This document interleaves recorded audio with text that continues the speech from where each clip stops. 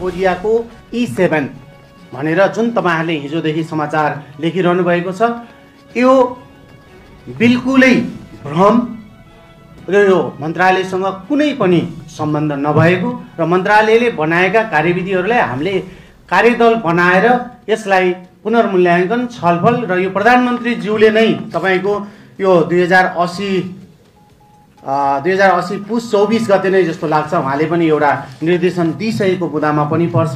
त्यसकारणले यहाँ कोरियासँग कुनै एमओयू भएको छैन। कोरियाको लागि भनेर बनाइएको कार्यविधि मैले स्थगित केही पनि नगर्नु, मैले कार्यदल बनिसकेको छ मन्त्रालयमा। त्यसकारणले कार्यदलले एउटा रिपोर्ट नबुझाएसम्म यस विषयमा चाहिँ केही पनि अगाडि नबढाउनु भनेर भनिसकेको विषय भएको हुनाले कोरियासँग कुनै एमओयू भएको छैन, कुनै सम्झौता भएको छैन र तपाईले हिजोदेखि एउटा डिमान्ड पनि बजारमा आएको मैले भेटेको छु, जुन डिमान्डमा काम गर्न जाने ठाउँ चाहिँ कहाँ भनेर लेख्दाखेरि कोरिया भनेर लेखेको छ।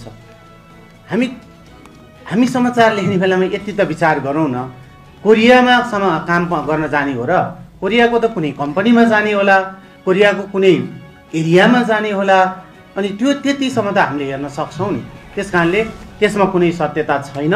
E7 भिसाको विषयमा कुनै पनि बहस चलेको छैन र यसले E9 भिसा भनेर जुन EPS छ, EPSलाई कुनै पनि असर गर्दैन र यो E7 भिसाको विषयमा बजारमा आएको हल्ला निराधार हो। यसमा मन्त्रालयको कुनै पनि संलग्नता छैन।